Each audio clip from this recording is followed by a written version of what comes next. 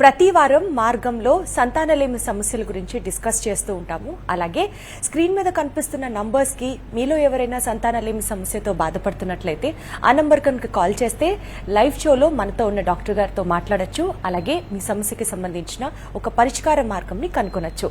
అయితే ఇది live show కాబట్టి మీరు ఫోన్ చేసిన వెంటనే మీ సమస్య గురించి మాట్లాడితే బెటర్. బికాజ్ లైవ్ షోలో కొంత డిలే ఉంటుంది కాబట్టి మీరు మాట్లాడి తిరిగి వినిపిస్తోందా, బాగున్నారా, హలో అండి ఇలాంటి మాటల వల్ల టైం వేస్ట్ అవ్వడం జరుగుతుంది. ప్రతి వారం ఒక సబ్జెక్ట్ గురించి మాట్లాడుకుంటామని చెప్పాను కదా. ఈ వారం మనం మార్గంలో డిస్కస్ చేసుకోబోతున్న అంశం ఇస్ అబౌట్ ఐయుఐ ట్రీట్మెంట్. సంతానలేమి సమస్యకి ఐయుఐ ట్రీట్మెంట్ ఏ విధంగా హెల్ప్ అవుతుంది అన్న అంశం గురించి చర్చిద్దాం. అండ్ ఇవాళ మనతో పాటు 49 హాస్పిటల్స్ నుంచి the evergreen ever gorgeous doctor Subhavarsha గారు ఉన్నారు మనతో. హలో మేడం, ఎలా ఉన్నారు? ఎస్. సో నేను నాకు చెప్పినట్లుగా ఐయుఐ ట్రీట్మెంట్ గురించి ఈ వారం మనం డిస్కస్ చేస్తున్నాం కాబట్టి అసలు ఐయుఐ ట్రీట్మెంట్ అంటే ఏంటి, ఎవరెవరికి సజెస్ట్ చేస్తారు, ఆ అంశాలతో స్టార్ట్ చేద్దాం.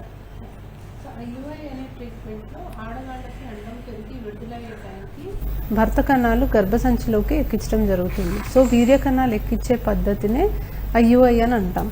సో ఐయుఐ ట్రీట్మెంట్ అనేది అందరికీ అవసరం ఉండదండి. సో మనకి కొన్ని సందర్భాల్లో మాత్రమే ఐయుఐ ట్రీట్మెంట్ అనేది సజెస్ట్ చేస్తూ ఉంటాం. సో పీసీఓడి ఉన్నప్పుడు మనం ఎగ్ పెరగడానికి మెడిసిన్స్ వాడినప్పుడు ఐయుఐ కూడా చేస్తూ ఉంటాము. అలాగే స్పర్మ్ కౌంట్ మొటిలిటీ కొద్దిగా తక్కువ ఉన్నప్పుడు ఐయుఐ సజెస్ట్ చేస్తాం. ఎండోమెట్రియోసిస్ స్టేజ్ 1 స్టేజ్ 2లో ఐయుఐ సజెస్ట్ చేస్తాం. అన్ఎక్స్ప్లెయిన్డ్ ఇన్ఫర్టిలిటీ అంటే బేసిక్ టెస్ట్లన్నీ నార్మల్ వచ్చినప్పుడు ఐయుఐ సజెస్ట్ చేస్తాం. సో బేసిక్ మనకి ఇప్పుడు ఆల్రెడీ మ్యారేజ్ అయ్యి 2 ఇయర్స్ 1 ఇయర్ 2 ఇయర్స్ అవుతుంది, వాళ్ళు నార్మల్గా ట్రై చేస్తున్నారు, ప్రెగ్నెన్సీ రావట్లేదు అన్నప్పుడు ఒక బేసిక్ సింపుల్ ప్రాసెస్ అనేది ఐయుఐ అనేది మనం చేస్తూ ఉంటాం. కొంతమందికి 0 కౌంట్ ఉండి డోనర్ స్పర్మ్స్ వాడినప్పుడు కూడా మనం ఐయుఐ చేయడం జరుగుతుంది. అంటే ఇప్పుడు మిగిలిన విధానాల్లో ట్రై చేసి లేకపోతే మీరు అన్నట్టు అన్ఎక్స్ప్లెయిన్డ్ ఇన్ఫర్టిలిటీ అని ఎక్స్పెక్ట్ చేసిన ఐయుఐ అనేది ఇంకా ఫైనల్ గన్ షాట్ ప్రొసీజర్ అన్నట్ట, ఇంకేదో చేస్తే డెఫినెట్లీ సక్సెస్ అవ్వచ్చు అన్నట్ట? లేదండి. సో ఇప్పుడు ఐయుఐలో మనం ఏం చేస్తున్నామంటే లేడీస్కి ఎగ్ పెరిగి రిలీజ్ అయ్యే టైంకి శాంపిల్ ప్రాసెస్ చేసి గర్భసంచిలోకి ఎక్కిస్తాం. సో నార్మల్గా హస్బెండ్ వైఫ్ కలిస్తే స్పర్మ్స్ అనేవి గర్భసంచి ద్వారం బయట పడుతుంటాయి. అవి మనం ప్రాసెసింగ్ చేసి అంటే కదిలే కణాలు మాత్రం సెపరేట్ చేసి గర్భసంచిలోకి పంపిస్తాం. సో ఇలా చేయడం వల్ల అండం విడుదలయ్యే టైంకి ఎక్కువగా కదిలే కణాలు అందుబాటులో ఉంటాయి కాబట్టి ప్రెగ్నెన్సీ వచ్చే ఛాన్స్ కొద్దిగా పెరుగుతుంది. బట్ డెఫినెట్లీ ప్రెగ్నెన్సీ వస్తుందని అయితే కాదు. ఇంట్లో ప్రయత్నం చేయడం కన్నా ఆ కపుల్కి ఐయుఐ ద్వారా అవకాశం అనేది పెరుగుతుంది. కానీ డెఫినెటివ్ ప్రొసీజర్ ఇంకా ఇది లాస్ట్ ఆప్షన్ కింద ఇది చేస్తే డెఫినెట్లీ ప్రెగ్నెన్సీ వస్తుందని అయితే ఉండదు. సో బేసికల్గా ఐయుఐకి సంబంధించిన సక్సెస్ రేట్ ఎంత ఉంటుందండి మిగిలిన ట్రీట్మెంట్స్తో కంపేర్ చేస్తే? సో డెఫినెట్లీ ఇప్పుడు మందులు పెట్టి ఇంట్లో ట్రై చేసుకోమని కొంతమందికి చెప్తూ ఉంటాము. సో వీళ్ళతో పోలిస్తే ఐయుఐకి అవకాశం అనేది పెరుగుతుంది. బట్ ఎంత చెప్పినా కూడా on an average success rate అనేది ఐయుఐకి అరౌండ్ 15 to 20% మించి ఉండదు. సో స్పర్మ్స్ అనేవి ఎక్కువ అందుబాటులో ఉంటాయి కానీ మనం స్పర్మ్స్ గర్భసంచిలో వరకే ఎక్కించగలుగుతాం. స్పర్మ్స్ అనేవి ట్యూబ్లోకి ఎంటర్ అవ్వాలి, అక్కడ ఎగ్ అండ్ స్పర్మ్ కలవాలి, ఫర్టిలైజేషన్ జరగాలి, మంచి ఎంబ్రియో ఫామ్ అవ్వాలి, అండ్ ఆ ఎంబ్రియో మళ్ళీ గర్భసంచిలో వచ్చి అతుక్కోవాలి. ఇవన్నీ మన కంట్రోల్లో ఉండదు ఐయుఐ అనే ప్రాసెస్లో. జస్ట్ దట్ ఎక్కువ స్పర్మ్స్ ఉంటాయి కాబట్టి ఫర్టిలైజేషన్కి ఛాన్సెస్ అనేవి పెరుగుతాయి అంతే. సో న్యాచురల్గా ట్రై చేయడం కన్నా, ఇంట్లో ట్రై చేయడం కన్నా, జస్ట్ మెడిసిన్స్ వాడి ట్రై చేయడం కన్నా ఐయుఐకి అవకాశం కొద్దిగా పెరుగుతుంది. అంటే యూజువలీ ఏ ఏజ్ రేంజ్లో ఉన్న వాళ్ళకి ఐయుఐ అన్నది సజెస్ట్ చేస్తూ ఉంటారు? సో ఐయుఐ అనేది యాక్చువల్లీ ఆడవాళ్ళకి 21 ఇయర్స్ నుంచి 50 ఇయర్స్ వరకు, మగవాళ్ళకి 21 to 55 ఇయర్స్ వరకు మనం చేయొచ్చు as per the law. But definitely age అయ్యే కొద్దీ ఐయుఐకి సక్సెస్ రేట్ అనేది తగ్గుతుంది. అండ్ మనకున్న ఎవిడెన్స్ ప్రకారం చూస్తే 40 ఇయర్స్ తర్వాత యాక్చువల్లీ ఐయుఐ చేసినా పెద్ద ఉపయోగం ఉండదు. వీళ్ళకి ఐవీఎఫ్ఏ better option. So around 21 to 40 years age గ్రూప్లో వాళ్ళకి ఎక్కువగా మనం ఐయుఐ అనేది ట్రై చేస్తూ ఉంటాం. రైట్ అండి. మన ఫస్ట్ కాలర్ బాలరాజు గారు కాల్ చేశారు, రంగారెడ్డి జిల్లా నుంచి. ఒకసారి కనెక్ట్ అవుతాం. బాలరాజు గారు చెప్పండి, మీ సమస్య ఏంటి? హలో హలో బాలరాజు గారు, మీ సమస్య ఏంటో చెప్పండి, వినిపిస్తోంది. వినిపిస్తుందా మేడం? హలో మీ సమస్య ఏంటో చెప్పండి. హలో హలో బాలరాజు వినిపిస్తోందండి, మీ సమస్య ఏంటో మాట్లాడండి. అది ఇంతకు ముందు మా వైఫ్ కు ప్రెగ్నెన్సీ వచ్చింది. వినిపిస్తుంది.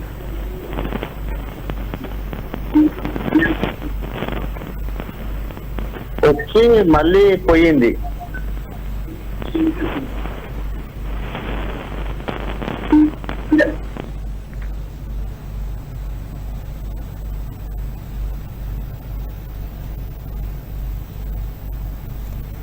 యా, సో ఎందుకు పోయింది ఏంటి అన్నది ప్రాబబ్లీ అతని డీటెయిల్స్ చెప్పుంటే ఇంకొంచెం బెటర్గా ఉండేది. నేను కాలర్స్ అందరికీ ప్రతిసారి ఇదే రిక్వెస్ట్ చేస్తానండి, లైవ్ షోలో ఉన్నప్పుడు కొంత డిలే ఉంటుంది కాబట్టి మా నుంచి మళ్ళీ రెసిప్రొకేషన్ కోసం వెయిట్ చేయకుండా మీరు ఏం అడగాలనుకుంటున్నారు అన్నది ఒకసారి మీకు లైన్ కలిసిన తర్వాత డైరెక్ట్గా డాక్టర్ గారికి కనెక్ట్ చేసిన తర్వాత దయచేసి మాట్లాడండి. మీరు హలో అని, మేము హలో అని, విషయం ఏంటి, బాగున్నారా, గుడ్ ఆఫ్టర్నూన్, గుడ్ ఈవినింగ్, ఇన్ని కాన్వర్జేషన్స్ అయ్యేసరికి మీకు మధ్యలో ల్యాగ్ వస్తే ప్రాబబ్లీ క్లియర్గా అర్థం కావట్లేదు అని అనిపిస్తుంది. సో దయచేసి ఇదంతా కాకుండా వన్స్ మా టీం మిమ్మల్ని కనెక్ట్ చేసిన తర్వాత కాల్లో మీరు మీ సమస్య ఏంటి అన్నది మాట్లాడితే బెటర్గా ఉంటుంది. సో మనం ఈ ఐయుఐ ప్రొసీజర్ గురించి మాట్లాడుకుంటున్నాం కాబట్టి ఐయుఐ అనేది ఒక పేషెంట్కి వన్స్ చేసిన తర్వాత సపోజ్ ప్రెగ్నెన్సీ రాకపోతే ఎన్నిసార్లు ఐయుఐ అనేది చేయొచ్చు? ఓకే, సో యాజ్ సచ్ ఫిక్స్డ్గా ఎన్నిసార్లే చేయాలి అనేది స్పెసిఫిక్గా అయితే ఏం లేదండి. బట్ డెఫినెట్లీ సక్సెస్ రేట్ ఒక సర్టన్ నెంబర్ ఆఫ్ సైకిల్స్ తర్వాత తగ్గుతుంది. సో మనకి కొన్ని గైడ్లైన్స్ అయితే 6 times కన్నా ఎక్కువ చేయకూడదు అని చెప్తూ ఉంటారు. బట్ యూజువలీ మేము లెస్ దెన్ 30 years ఉన్న వాళ్ళకి అప్ టు 6 times ట్రై చేస్తాము, అండ్ 30 to 40 years ఉన్న వాళ్ళకి up to maximum 3 times try చేస్తాము.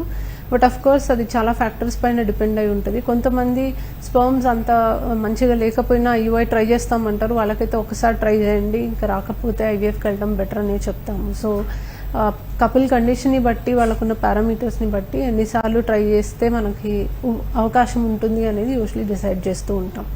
సో అండాశయంలోకి ఎక్కించడం జరుగుతుంది కాబట్టి ఇప్పుడు ఎన్ని ఎగ్స్ ఉంటే ఒక ఫీమేల్లో ఈ ఐయుఐ ప్రొసీజర్ అన్నది మీరు యూజువల్లీ గైడ్ చేస్తారు?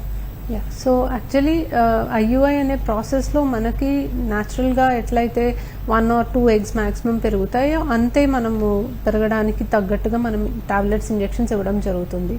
సో టూ మెనీ ఫాలికల్స్ పెరిగినా కూడా మనకి కొన్ని కాంప్లికేషన్స్ ఎక్కువ, మనకి హైపర్ స్టిమ్యులేషన్ అనే ఒక కాంప్లికేషన్ రావచ్చు, లేదా మల్టిపుల్ ప్రెగ్నెన్సీ అంటే ట్రిప్లెట్, క్వాడ్రుప్లెట్, హయ్యర్ ఆర్డర్ ప్రెగ్నెన్సీస్ రావచ్చు. సో 1 లేదా మ్యాక్సిమం 2 ఫాలికల్స్ వచ్చేలాగానే మనం డోస్ అనేది ఇవ్వడం జరుగుతుంది. మరి ఎక్కువ డోస్ ఇస్తే ఎక్కువ ఫాలికల్స్ పెరిగిపోతే కాంప్లికేషన్స్ పెరుగుతాయి కాబట్టి మన డోస్ అనేది 1 or 2 ఫాలికల్స్ వరకే వచ్చేలాగా టైట్రేట్ చేయడం అనేది జరుగుతుంది. నెక్స్ట్ కడప నుంచి రాజశేఖర్ గారు లైన్లో ఉన్నారు, ఒకసారి మాట్లాడదాం. రాజశేఖర్ గారు, మీ సమస్య ఏంటో చెప్పండి. నమస్తే మేడం. హలో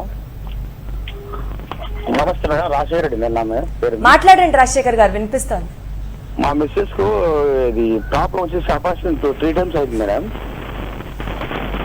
హలో, మా మిస్సెస్ కు 3 times అపార్షన్ అయింది.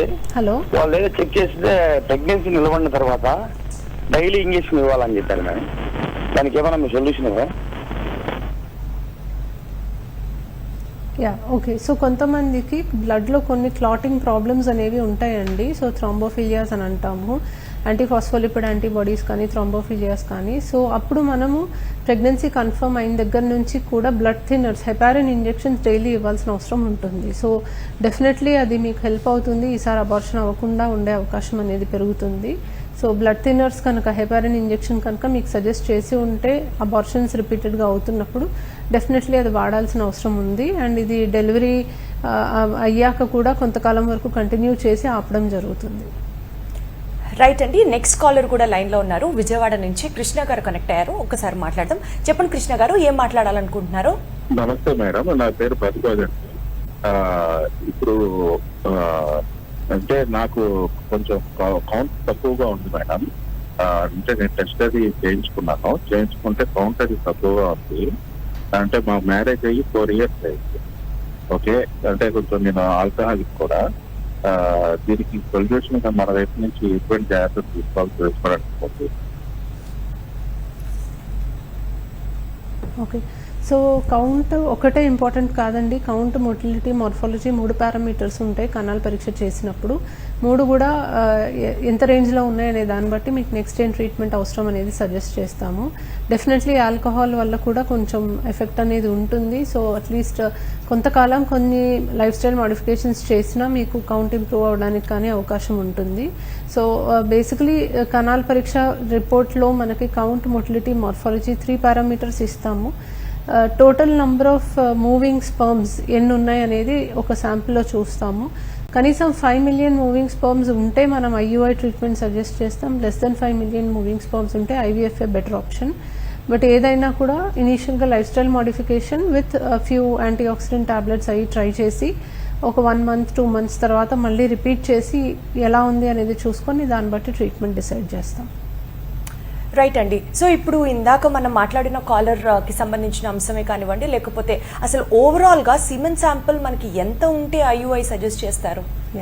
సో అదే కౌంట్ అండ్ మొటిలిటీ 2 చూసుకుంటామండి. ఒక శాంపుల్లో కనీసం 5 మిలియన్ మూవింగ్ స్పర్మ్స్ ఉండాలి. సో మనకు WHO గైడ్లైన్స్ ప్రకారం చూస్తే count actually 16 million is the normal count అనమాట. 16 మిలియన్ అండ్ అబౌవ్ ఉంటే మనకి లేటెస్ట్ గైడ్లైన్స్ ప్రకారం నార్మల్ కౌంట్. బట్ 16 మిలియన్ కంటే తక్కువ ఉన్నప్పుడు యూజువలీ ఎక్కువ IUI సజెస్ట్ చేస్తూ ఉంటాం. బట్ మరీ తక్కువ ఉన్న IUI వర్కౌట్ అవ్వదు. సో కౌంట్ ఒకటే కూడా ఇంపార్టెంట్ కాదు, ఎందుకంటే ఇప్పుడు మనకి 20 మిలియన్ స్పర్మ్స్ ఉన్న మొటిలిటీ 5%, 10% ఉంటే యూజ్ ఉండదు. సో నార్మలీ ఒక 5 మిలియన్ మూవింగ్ స్పర్మ్స్ మొత్తం శాంపిల్లో కనీసం 5 million moving sperms 5 to 10 million ఉంటే we can proceed for IUI అనమాట. వీరనాగయ్య గారు కాల్ చేశారు తిరుపతి నుంచి, ఒకసారి మాట్లాడదాం. చెప్పండి వీరనాగయ్య గారు. మేడం మేము చెన్నై ఫెర్టిలిటీ సెంటర్ లో ట్రీట్మెంట్ తీసుకున్నాం మేడం. తర్వాత మాకు అక్టోబర్ 16 నుంచి మేము ప్రాసెస్ చేసాం మేడం, IVF ప్రాసెస్. నుంచి తర్వాత మాకు నుంచి IVF కి ప్రాసెస్ అంతా చేసి ET కూడా చేశారు మేడం. ET కూడా చేసినా కానీ సక్సెస్ కాలేదు మేడం. తర్వాత ఏమని ప్రాబ్లం అనేది విచారిస్తే తర్వాత వాళ్ళు ఏం చెప్పారంటే ఎండోమెట్రియం సరిగా జరగలేదు అని చెప్పారు మేడం. దాంతో 2 సార్లు PRP చేసి మళ్ళీ సెకండ్ టైం కూడా చేయించారు మేడం. కానీ 6 పాయింట్ వరకే PRP వచ్చి ఆగిపోయింది మేడం. తర్వాత 2వ సారి అడిగితే ఈసారి వేరే ఇంజక్షన్ ఒకటి బయాప్సీ లాగా వేరే ఇంజక్షన్ ఒకటి ఎముకల్లోంచి తీసి PRP స్కోర్ పెరిగేదానికి వేస్తే సక్సెస్ కాదు, లేదంటే కాదు అని చెప్పారు అన్నారు మేడం. దీని నుంచి ఏమైనా సొల్యూషన్ ఉంటుంది మేడం మీ దగ్గర నుంచి? సో బేసికలీ మనకి ఎంబ్రియోస్ అతుక్కోవాలి అంటే పొర అనేది బాగా పెరిగితే అవకాశం అనేది బాగుంటుంది. సో కరెక్ట్గానే 7 మిలీమీటర్స్ అండ్ అబవ్ ఉన్నప్పుడు మనకి ట్రాన్స్ఫర్ అనేది ఎక్కువగా ప్రిఫర్ చేస్తాం. సో మీకు PRP ఇంజెక్షన్స్ వాడినా కూడా 6 వరకే వచ్చింది అంటున్నారు కాబట్టి సో స్టెమ్ సెల్ థెరపీ కూడా ట్రై చేయమని చెప్పినట్టున్నారు. So bone marrow stem cells అనేది కొంతమంది ట్రై చేస్తున్నారు మనకి ఎండోమెట్రియల్ గ్రోత్ కోసం. సో దానివల్ల రిజల్ట్స్ అనేవి కొంతవరకు బాగానే ఉన్నట్టుగా కొన్ని స్టడీస్లో అయితే డెఫినెట్లీ తెలుస్తుంది. బట్ అది కంప్లీట్గా దాని మీద ఎక్కువ సాలిడ్ ఎవిడెన్స్ అయితే లేదు. బట్ డెఫినెట్లీ మీకు వేరే ఆప్షన్స్ అని ట్రై చేసినప్పుడు స్టెమ్ సెల్స్ కూడా ట్రై చేయడంలో దెర్స్ నో హార్మ్ అండి. ఎంతైనా కూడా ఎండోమెట్రియం అనేది అరౌండ్ 7 మిలీమీటర్స్ వస్తేనే మనకి ప్రెగ్నెన్సీ రావడానికి మ్యాక్సిమం అవకాశం ఉంటుంది. లెస్ దెన్ 7 mm ఉన్నప్పుడు డెఫినెట్లీ మనకు ఛాన్సెస్ అనేవి తగ్గుతాయి. సో థిన్ ఎండోమెట్రియం అనేది చాలా కాంప్లికేటెడ్ ప్రాబ్లం నిజం చెప్పాలంటే. సో మనకు మంచి ఎంబ్రియోస్ ఉన్నా కూడా పొర సరిగ్గా రాకపోతే మనకి ఎంబ్రియోస్ అతుక్కోవడానికి అవకాశం తక్కువ ఉంటుంది. అండ్ ఇన్ఫ్యాక్ట్ ఎంబ్రియోస్ మనకు సరిగ్గా లేకపోతే కనీసం డోనర్ ఆప్షన్ అన్నా ఉంటుంది. బట్ ఎండోమెట్రియం అనేది మనం పెద్దగా మాడిఫై చేయలేమన్నమాట, ఎందుకంటే ఆ లేడీకి ఎండోమెట్రియం గ్రోత్ అనేది వేరియస్ ఫ్యాక్టర్స్ మీద డిపెండ్ అయి ఉంటుంది అండ్ కొంతవరకే మనం మాడిఫై చేయగలం. సో చాలా రెసిస్టెంట్ ఎండోమెట్రియం ఉంటే ఇంక లాస్ట్కి సరోగసీ ఆప్షన్ కూడా ఇవ్వడం జరుగుతుంది. ఎస్ అండి, నెక్స్ట్ కాలర్ రాజు హైదరాబాద్ నుంచి లైన్లో ఉన్నారు, ఒకసారి కనెక్ట్ అవుదాం. చెప్పండి రాజు గారు. మేడం, మా వైఫ్ కి ఎండోమెట్రియం థిక్నెస్ అనేది 7.0 ఉంది, ట్రిపుల్ లైనింగ్ ఉందని చెప్పారు. ప్రీవియస్ గా కూడా సేమ్ ఇలానే IVF సైకిల్ ఇదే సైకిల్ అలానే ఉంటే 7.0 ఉన్నప్పుడు థర్డ్ మంత్ అయిపోయాక 4th మంత్ వచ్చేటప్పటికి అబార్షన్ అయింది మేడం. అంటే ఆటోమేటిక్ గా రిజెక్ట్ చేసింది బాడీ అని చెప్పారు. సో ఈసారి కూడా అలానే ఉంది మేడం. అంటే 7.0 విత్ ట్రిపుల్ లైన్ ఉంది అని చెప్పారు. మీరేమైనా సలహా ఇవ్వగలుగుతారా? అంటే వెళ్ళొచ్చా వెళ్ళకూడదా నెక్స్ట్ సైకిల్ కి, లేదా ఈటీ ఇంప్రూవ్ చేసుకోవడానికి మీ దగ్గర ఏమన్నా మెడిసిన్స్ కానీ అలా ఉన్నాయా? So usually endometrial thickness improve చేయడానికి అందరూ సిమిలర్ మెడిసిన్స్ వాడతారండి. స్పెసిఫిక్గా స్పెషల్గా ఏమైనా మెడిసిన్స్ అనేవి ఉండవు. బట్ ఒక క్లారిఫికేషన్ ఏంటంటే అబార్షన్కి ఎండోమెట్రియల్ థిక్నెస్కి పెద్దగా సంబంధం ఉండదు. మనకు ఎండోమెట్రియల్ థిక్నెస్ ఇంప్లాంటేషన్ అవ్వడం వరకే ఇంపార్టెంట్ అనమాట. ఎండోమెట్రియల్ థిక్నెస్ అనేది 7 millimeters అనేది మనకి ప్రెగ్నెన్సీ రావడానికి హెల్ప్ చేస్తుంది. బట్ తక్కువ ఎండోమెట్రియల్ థిక్నెస్ ఉన్నప్పుడు అబార్షన్ రిస్క్ ఎక్కువ అనేది ఎటువంటి రిలేషన్ అయితే లేదు. జస్ట్ ఇంప్లాంటేషన్ వరకే మనకి ఆ ఎండోమెట్రియల్ థిక్నెస్ అనేది ఇంపార్టెంట్. సో ఇప్పుడు ఆ ఎండోమెట్రియం కనుక 8-9 millimeters వస్తే అబార్షన్ అవ్వదనో, లేకపోతే 7 ఉంటే అబార్షన్ అవుతుందనో డెఫినెట్లీ ఎటువంటి కోరిలేషన్ అయితే లేదు. 7 millimeters triple line endometrium is minimum requirement for embryo transfer. అది వస్తే మేము డెఫినెట్లీ ట్రాన్స్ఫర్కి ప్రొసీడ్ అవ్వమని చెప్తాం. రైట్, మదనపల్లి నుంచి వేమారెడ్డి అని మరో కాలర్ కనెక్ట్ అయి ఉన్నారు. ఒకసారి మనం కూడా తనతో మాట్లాడదాం. చెప్పండి వేమారెడ్డి గారు. నమస్తే మేడం. మా అమ్మాయికి ప్రెగ్నెన్సీ వచ్చింది, 6 నెలలు అయింది మేడం. ఇప్పుడు ఉమెన్ ఎయిర్ లేదని అబార్షన్ చేసేయాలనుకున్నాను. హలో, ఓకే, వినిపిస్తోంది వేమారెడ్డి గారు, చెప్పండి. అదే అబార్షన్ చేసేయాలంట అన్నారు. ఈ మ్యాయ్ అనేది అడ్డం వచ్చింది, గర్భసంచే తీసేయాలంట అన్నారు మేడం. ఎందువల్ల గర్భసంచి ఎంత పెట్టి అబార్షన్ చేసినా అడగదామని.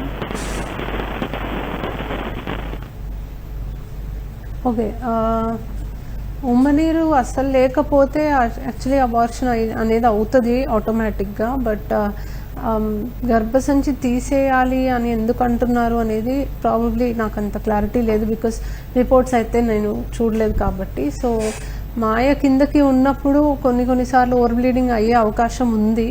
సో నాకు తెలిసి వాళ్ళు అబార్షన్ టైంలో కనుక ఓవర్ బ్లీడింగ్ అవుతే గర్భసంచి తీయాల్సి వస్తుంది అని చెప్పుంటారు అంతే. గర్భసంచి తీసేయాలి అని డైరెక్ట్గా అయితే చెప్పుండకపోవచ్చు. బట్ కొన్ని సందర్భాల్లో మాయ కిందకు ఉన్నప్పుడు మనకి డెలివరీ టైంలో కానీ అబార్షన్ టైంలో కానీ మరీ హెవీ బ్లీడింగ్ అయితే ఒక్కొక్కసారి గర్భసంచి తీయాల్సిన అవసరం రావచ్చు. సో అది ముందుగా మీకు జస్ట్ కాంప్లికేషన్ ఏమైనా వస్తే అట్లా చేయాల్సి రావచ్చు అని చెప్పుంటారు. బట్ యాజ్ సచ్ అబార్షన్ చేయాల్సిన టైంకి గర్భసంచి తీసేయాల్సిన అవసరం అయితే యూజువల్గా అయితే రాదు. హైదరాబాద్ నుంచి శివ గారు కనెక్ట్ అయ్యి లైన్ లో ఉన్నారండి. ఒకసారి మనం కూడా మాట్లాడదాం. చెప్పండి శివ గారు, ఏం అడగాలనుకుంటున్నారు? మేడం, మా వైఫ్ కు ఇంత ముందు ఐవీఎఫ్ చేపించాము. ఐవీఎఫ్ చేపిస్తే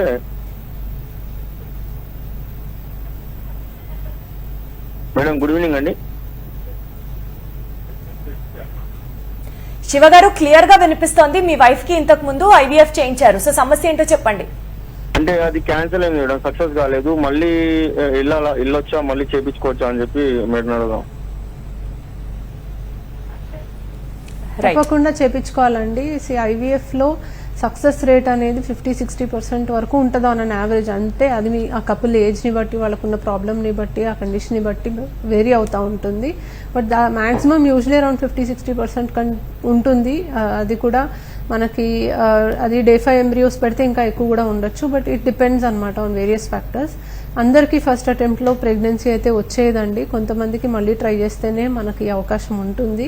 సో మనకి ప్రెగ్నెన్సీ రాలేదు ఐవీఎఫ్ చేసినప్పుడు అంటే, ఒకటి ఎండోమెట్రియం అనేది పొర అనేది అతుక్కోవడానికి అనుకూలంగా ఉండకపోవచ్చు. రెండోది ఎంబ్రియోస్ అనేవి సరిగ్గా ఉండకపోవచ్చు. అంటే చూడటానికి బాగున్నా క్వాలిటీ ప్రాబ్లం ఉండొచ్చు. సో డెఫినెట్లీ ఒకటే అటెంప్ట్లో అందరికీ ప్రెగ్నెన్సీ అయితే రాదు. డెఫినెట్లీ ఇంకొక అటెంప్ట్ అనేది మీరు ట్రై చేయాలి. సో మనము ఈ ఐయుఐ గురించి మాట్లాడుకుంటున్నాం కాబట్టి మేడం, మా ఎగ్ రిలీజ్ అయిన తర్వాత ఎంతసేపు వరకు, ఎన్ని గంటల వరకు మనము ఈ ఐయుఐ చేయొచ్చు అంటారు? సో యూజువల్లీ ఐయుఐ టైం ఎలా చేస్తామంటే, ఎగ్ రిలీజ్ అయ్యే టైంకి ఐయుఐ చేసేలాగా ప్లాన్ చేస్తామండి. సో ట్రిగర్ ఇంజెక్షన్ అనేది ఒకటి ఉంటుంది. మనకి follicle size around 18 to 20 millimeter వచ్చినప్పుడు ఇంజెక్షన్ ఇస్తాం. ఇంజెక్షన్ ఇచ్చిన 36 to 38 అవర్స్ ఆ టైంకి ఎగ్ రిలీజ్ అవుతుంది అని ఎక్స్పెక్ట్ చేస్తాము. So rupture of the follicle ఆ టైంకి అవ్వాలి కాబట్టి అరౌండ్ ఆ టైంకి మనం IUI ప్లాన్ చేస్తాం అనమాట.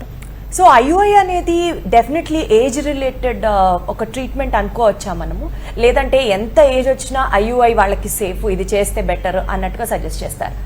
Okay, safety wise as such IUI చాలా సేఫ్ ప్రొసీజర్ అండి. అది మనం జస్ట్ శాంపుల్ తీసుకొని మూవింగ్ స్పర్మ్ సెపరేట్ చేసి ఒక మీడియాలో డిస్పెన్స్ చేసి గర్భసంచిలోకి ఎక్కిస్తాము. సో దానివల్ల ఎటువంటి సైడ్ ఎఫెక్ట్స్ కానీ కాంప్లికేషన్స్ కానీ ఏజ్ రిలేటెడ్ ప్రాబ్లమ్స్ కానీ డెఫినెట్లీ లేవు. But as I said age ఎక్కువ అయ్యే కొద్దీ IUI సక్సెస్ రేట్ అనేది తగ్గుతుంది. So less than 30 years success rate best ఉంటుంది, 30 to 40 years కొంచెం తగ్గుతుంది, and beyond 40 years actually IVF is a better option అనమాట. So safety wise it's good, but success rate తగ్గుతుంది కాబట్టి మనకు బెటర్ ఆప్షన్స్ ఉన్నప్పుడు అది సెలెక్ట్ చేసుకోవడం బెటర్. సో యూజువలీ IUI చేసిన తర్వాత వైఫ్ అండ్ హస్బెండ్ కి మధ్యలో ఇంటర్కోర్స్ అనేది జరగచ్చా? అండ్ దీంతో పాటు వాళ్ళు రెగ్యులర్ గా తీసుకోవాల్సిన స్పెషల్ ప్రికాషన్స్ లాంటివి ఏమన్నా ఉంటాయా? ఫుడ్ ఇలాంటివే తీసుకోవాలి, వాళ్ళు జర్నీ ఎక్కువ చేయకూడదు, ఎక్కువ నడవకూడదు, అలాంటి జాగ్రత్తలు ఏమన్నా ఉంటాయా? సో IUIకి ఎటువంటి రెస్ట్రిక్షన్స్ అనేవి లేవు. అన్ని పనులు నార్మల్గా చేసుకోవచ్చు, ఫుడ్ అన్నీ కరెక్ట్గా వాళ్ళు యాజ్ ఇట్ ఈస్గా ఇంతకుముందు ఎలా తీసుకుంటున్నారో అలాగే తీసుకోవచ్చు, అండ్ హస్బెండ్ వైఫ్ కూడా కలవచ్చు, దానికి కూడా ఎటువంటి రెస్ట్రిక్షన్స్ అనేవి లేవు. సో IUI చేసేస్తున్నారు మేము కలవకూడదు అని అనుకుంటారు కొంతమంది, బెడ్ రెస్ట్ అనుకుంటారు, స్టెప్స్ ఎక్కకూడదు అనుకుంటారు, ఇవన్నీ కూడా ఏమీ అవసరం లేదు. సో ఇక్కడ మేజర్ ప్రాసెస్ ఏం జరగట్లేదు, హస్బెండ్ వైఫ్ కలిస్తే కణాలు బయటపడితే అవే మనం గర్భసంచి లోపలికి పంపిస్తున్నాం. యాజ్ ఇట్ ఈస్గా లైఫ్ స్టైల్ మోడిఫికేషన్ ఎటువంటి చేంజెస్ అనేవి అవసరం లేదు, మీ రెగ్యులర్ లైఫ్ స్టైల్ మీరు ఫాలో అవ్వచ్చు. రేట్ ఆదిలాబాద్ నుంచి మరో కాలర్ లైన్ లో ఉన్నారు, ఒకసారి కనెక్ట్ అవుదాం. చెప్పండి మీ ప్రాబ్లం ఏంటి? ఇది నాకు 2 times ప్రెగ్నెన్సీ అబార్షన్ అయింది.